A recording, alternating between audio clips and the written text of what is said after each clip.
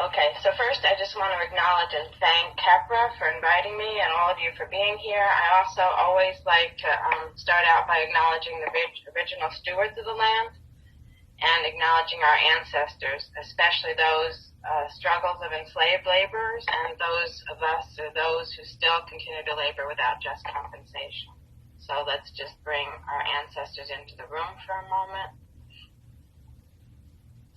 And I also kind of channel the ancestors who have used cooperation for liberation. I want to talk to you about community wealth today, and I want to talk to you about it in the context of African American cooperatives and mutual aid. So the things I learned that mutual aid and economic cooperation did for us or accomplished for us. So one, we pooled our resources. So even if we had meager resources, pulling them together made a substantial amount. We provided quality goods and services and access for ourselves and our communities, because remember, again, that marginality meant we weren't getting quality goods and services. We weren't getting access to things.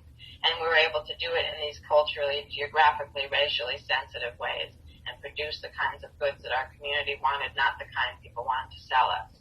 We were able to save costs. That meant we could increase our income.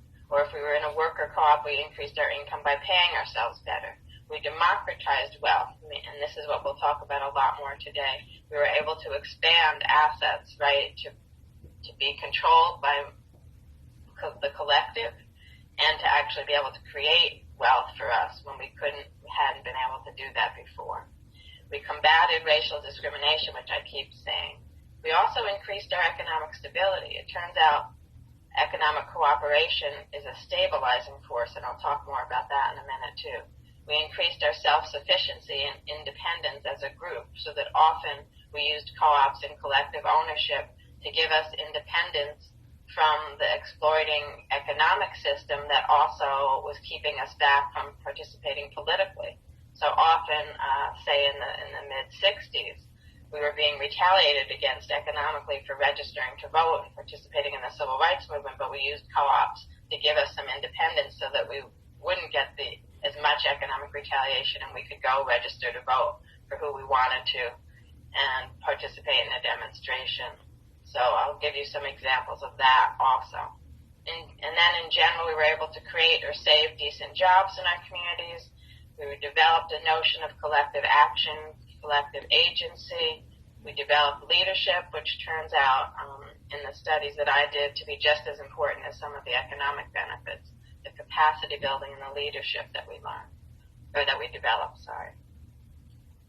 So quickly, the difference between a co-op business and a stock investment corporation. Cooperatives are about membership, and members are owners. Investor stock corps, it's about the investor. The investor is the owner. In a cooperative, it's what we call one member, one vote. No matter how much money you have invested in the co-op, you just get one vote about how things are done. An investor corporation, it's one share, one vote. So it's all about how much money you have invested in it. So if you have 10 shares, you have 10 votes. If you have 100 shares, you have 100 votes.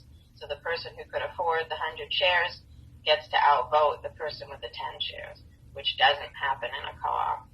Co-op's purpose is to satisfy a need to do problem solving in the community, to create accessible, affordable, high-quality goods and services. The purpose of any stock corporation is to produce profit for its owners. And so again, you can see the difference in why co-ops might do the kinds of things I'm talking about. In a cooperative, capital is subordinate to labor and subordinate to usage. What does that mean? That means that the money that gets created, that gets put into a co-op and gets created by a co-op is there because of the people, the labor and the members, and you get returns to that capital depending on how you use it or if you work there.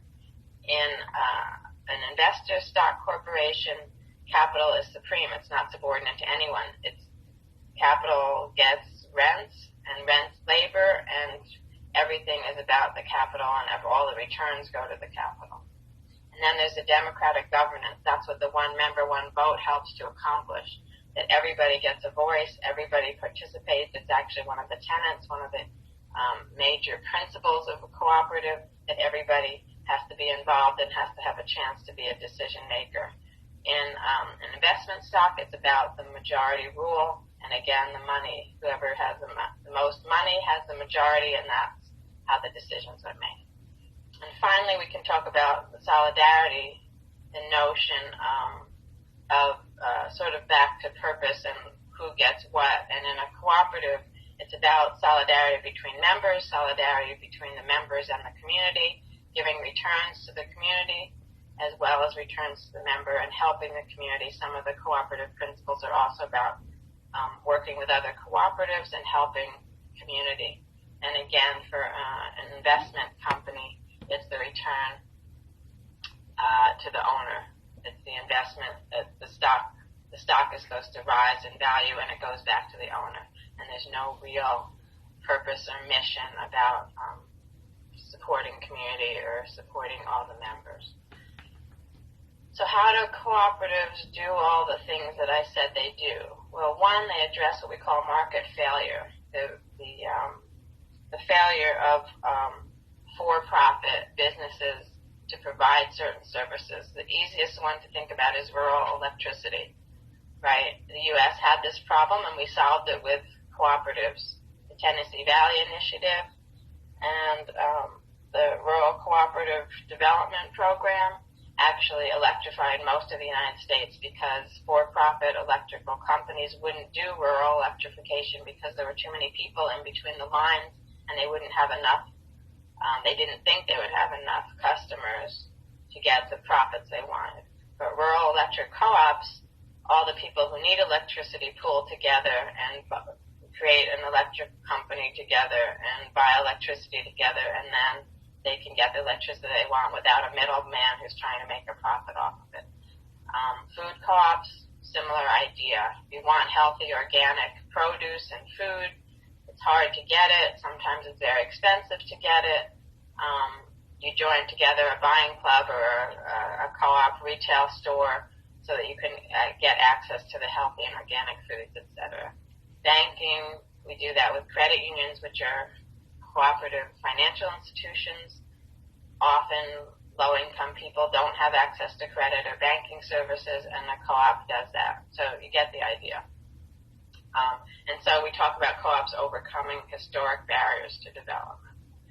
They also contribute to the economy. There's a national study, so this isn't just black co-ops. There's a national study that a few years ago estimated that over $154 billion of the nation's total income comes from cooperative businesses. So even though most of the time people think we're talking about tiny little mom and pop co-ops and small little co-ops that don't do anything, they've created over 2 million jobs, right? An impact of wages and salaries of almost $75 billion. So this is not an insignificant sector. And so it's important that those of us who need to use this kind of a strategy realize that it's a strategy all of us can use, and it's a viable strategy for economic development. We also learned that cooperatives have lower failure rates than other small businesses. Small businesses have huge high failure rates, around 60 to 80% in the first year. For regular small businesses, co-ops, only about 10% fail in the first year. And after 5 years, only 3 to 5% of traditional small businesses are still in business. They really don't last that long. It's very hard for small businesses to make it. But 90% of co-ops are still operating after 5 years. So again, the longevity, that's why you see in a minute I talk about anchoring when we talk about community assets and community wealth. The anchoring that co-ops do. Part of it is because of this longevity. And we know that longevity happens more because of the form of the co-op. All those things I mentioned when I was comparing it to stock ownership. You can see that the form is much more about participation and pooling of resources, sharing of risks, connecting to community, and those things help the co-ops to be stabilized and to last longer. And we also have data around the world that shows that co-ops successfully address the effects of crises and survive crises better. In fact, you'll also see a lot of the co-ops I studied were started in a crisis and helped to address the issues of a crisis. And then many co-ops survive crises better than regular small businesses and regular businesses. And that will be important for us talking about this moment in the COVID pandemic, what we can do and why this structure, sorry, I just lost my words, why this strategy, that's the word I was looking for, why this strategy is a good one. So co-ops improve income and wealth and develop their communities. That's what I wanted to focus on today so that we can see how we can use it going forward. So first I was asked to talk about what is community wealth. So this is my definition. I think a lot of people have different definitions. I've published some things about community wealth and only recently articulated it this way. So for me, community wealth is the pooling of family, neighborhood, and local organizational resources, especially finance capital, money, but it's not just about money. It's also about shared skills and activities for the purpose of community well-being and community betterment. So any of those, right? So wealth is really anything that's creating well-being and betterment in a community that's controlled by the community or members of a community. Right, using surplus, creating surplus, and leveraging pooled resources to better allocate them for grassroots community development. So it's about control of resources, allocation of resources, leveraging of resources to make communities better. And again, I think somewhere I have something about control. The community has to control it. Community wealth is also values-based, right? So it's about learning and teaching how to do this kind of work as a community, how to think more about commons and commonwealth, right, than the individual. And it's about democratic community and worker control over community assets.